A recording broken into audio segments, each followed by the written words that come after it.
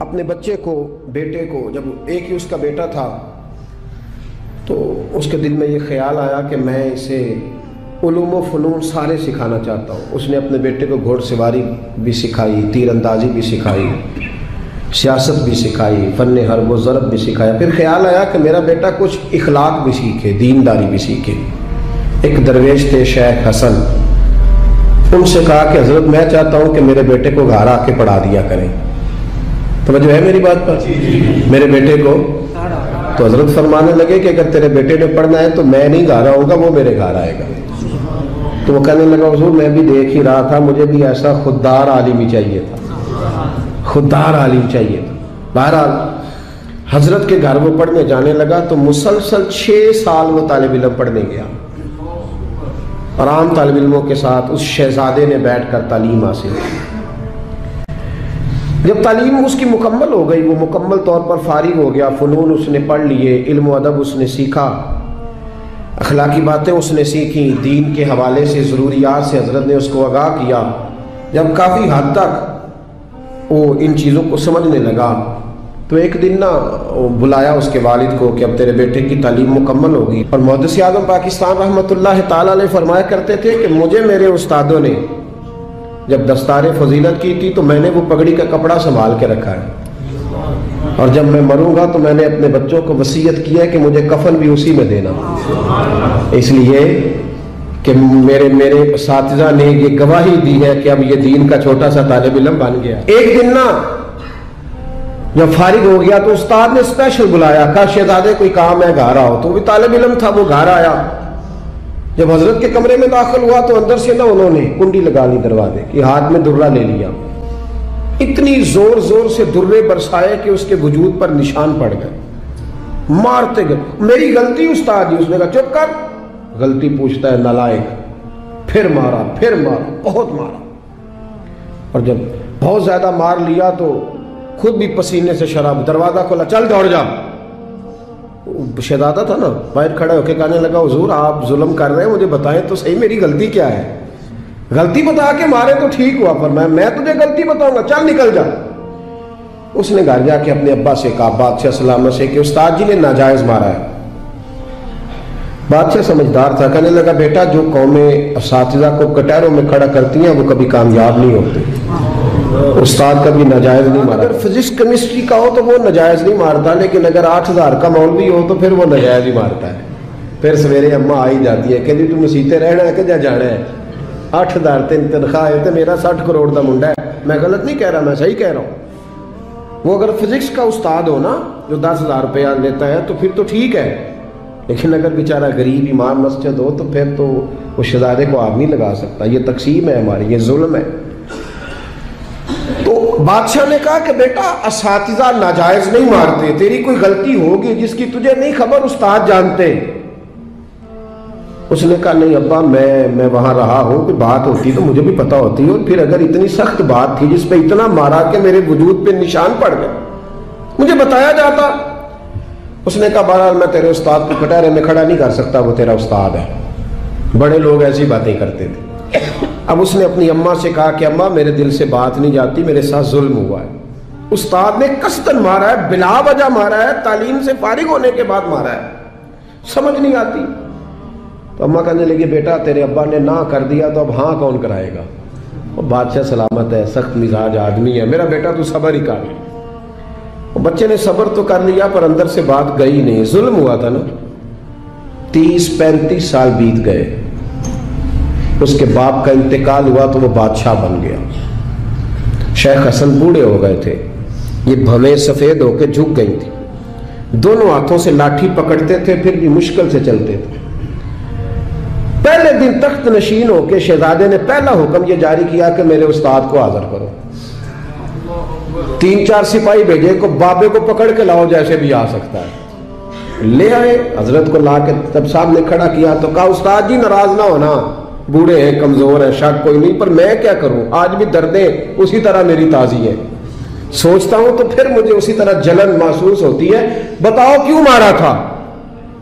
تو شیخ حسن رو پڑے، کہنے لگے بیٹے بس اللہ سے میں نے دعا کی تھی کہ اس دن کے لیے مجھے زندہ رکھے، وہ دن آ گیا، میں نے آج کے دن کے لیے تجھے مارا تھا۔ बस आज जो दिन आया इसीलिए मारा। कहा हुजूर क्या मतलब? अब फरमाने लगे कितनी देर हो गई तुझे मार पड़े हुए? कहा 35 साल। आज क्यों बुलाया है?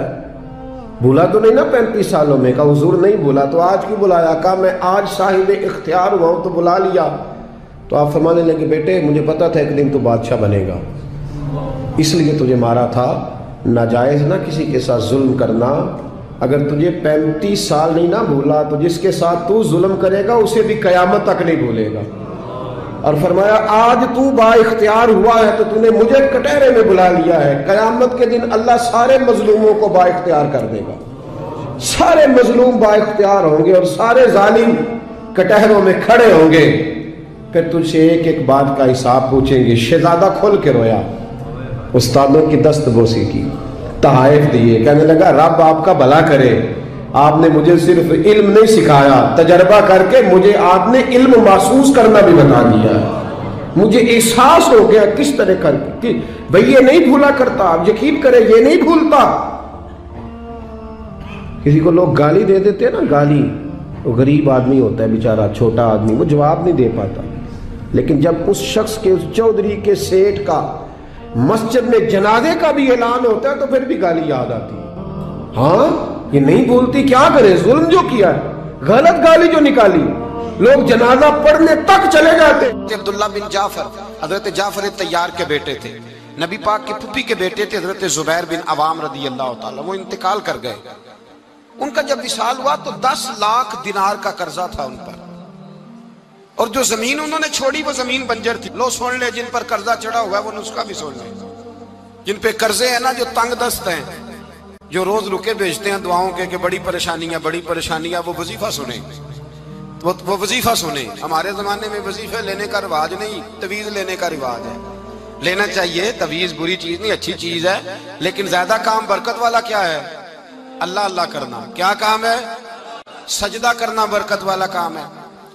हजरत अब्दुल्ला बिन जाफर तैयार कहते हैं मैंने कर्जा लेना था जुबैर बिन अवाम से, वो विसाल कर गए। मैं उनके बेटे के पास गया, अब्दुल्ला बिन जुबैर के पास। मैंने कहा पैसे लेने थे। कहा बिल्कुल लेने हैं, मेरे अब्बा जी मुझे वसीयत करके गए, लिख के गए कि ये पैसे देने, और वो ये लिख के गए हैं, मैं जिंदगी भर कोशिश करता रहा हूं, अदा नहीं हो सके। बेटा तेरी जिम्मेदारी है मेरे कर्जे अदा करना। अब्दुल्ला बिन जुबैर रदी अल्लाह ताला अन्हु कहने लगे मैं इंशाल्लाह आपकी रकम दे दूंगा। तो अब्दुल्ला बिन जाफर तैयार कहने लगे भाई हम दोनों आपस में हैं, कोई शै नहीं छोड़ के गए आपके अब्बा जी, कोई चीज नहीं। तवज्जो है मेरी बात पर? ये सहाबा का जरा अंदाज देखिएगा बंदगी का, कोई चीज नहीं छोड़ी। तो हज़रत जुबैर बिन अवाम कहने लगे एक जमीन का टुकड़ा है, वो भी बंजर है, उसमें भी कोई खेती नहीं उगती, सब्जा नहीं होता, बंजर है, पानी कोई नहीं, और वो इतनी खुश्क रेतली जमीन है कि बड़ा मुश्किल काम है वहां सैराब करना, बेआबाद जमीन है। हजरत सैयदना अब्दुल्ला बिन जाफर कहने लगे तू इस तरह कर, वो मुझे सारी ना दे, उसमें से थोड़ी सी मुझे दे दे, मैं 10 लाख दिनार के इवज वही रख लेता, तेरे बाप का कर्जा अदा हो गया, दे तो सही। उन्होंने कहा आप क्या करेंगे, वो तो किसी काम की नहीं, चंद कौड़ियों की भी नहीं, फरमाया मुझे दे दो, मैं जानूं और मेरा काम जाने। ओ भाई ये थे बंदगी वाले लोग, ये थे जिनका रब से रिश्ता है, जिन्होंने हुजूर के सल्लल्लाहु अलैहि वसल्लम के पास बैठकर बंदगी सीखी थी। कहते जमीन का टुकड़ा ले लिया, बंजर बेआबाद रेतली जमीन, जब मेरे हिस्से में आई पहले दिन अपने गुलाम से कहने लगे जो जगह तुझे ज्यादा सख्त लगती है ना वहां मेरा मुसल्ला बिछा दे, जो तुझे ज्यादा बंजर बेआबाद लगती है वहां मुसल्ला बिछा, मुसल्ला बिछा। गुलाम ने मुसल्ला बिछाया तो अब्दुल्ला बिन जाफर ने अल्लाह अकबर कह के नियत बांधी। ये हजरत जाफर तैयार के बेटे हैं, हजरत अली के भतीजे, इन्होंने नियत बांधी नमाज की, सर सजदे में रखा, रोने लगे, कहने लगे अल्लाह मैं भी तेरा बंदा और जिससे लेने थे वो भी तेरा बंदा, खुदावंदा हमारे दरमियान मेहरबानी फरमा, करम नवाजी कर, रहमत का फैसला फरमा। इतना रोए कि मुसल्ला भीग गया।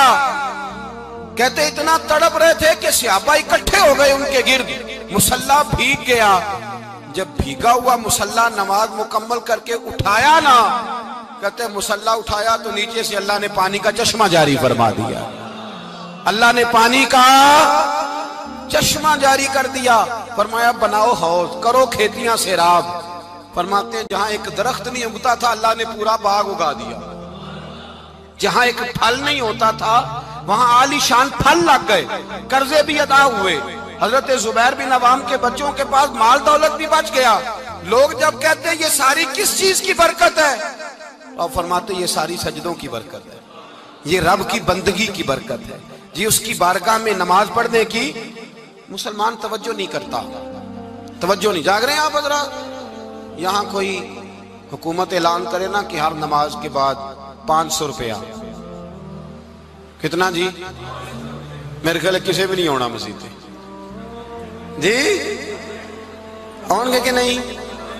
نہیں تھوڑے جے بول دے ہو، جڑے نہیں بول دے انہوں نے بالکل ہی نہیں نہ ہونا، انہوں نے پکا پتہ لگ۔ اور خدا کے بندو بات سمجھو، رب فرماتا ہے تو مسجد آدھا میں تجھے برکت عطا کروں گا، میں تجھے برکت دوں گا میں۔ ہمارا زمانہ مذاق کرنے کا، مذاق اڑانے کا زمانہ ہے۔ لوگ معاذ اللہ تعالیٰ ایسی ایسی باتیں ڈھونڈ کے لاتے ہیں کہ وہ جگہ جو قابل احترام ہے وہاں لوگ مذاق کرتے ہیں۔ ہمیں اچھی صحبت کی ضرورت ہے، اور ہم بھی بڑی مخالفت کرتے ہیں۔ اب مجھے تو ایک اور فکر لگ گئی ہے، ہم بھی بڑی شدت کے ساتھ مخالفت کرتے ہیں جھوٹے پیروں کی، غلط لوگوں کی، کرتے رہتے ہیں۔ لیکن اب فکر لگ گئی ہے کہ جھوٹے پیروں کی مخالفت تو بڑی ہو گئی، سچوں کی حمایت کا وقت بھی نکلتا جا رہا ہے۔ اب یہ مسئلہ بھی بڑا درپیش ہے۔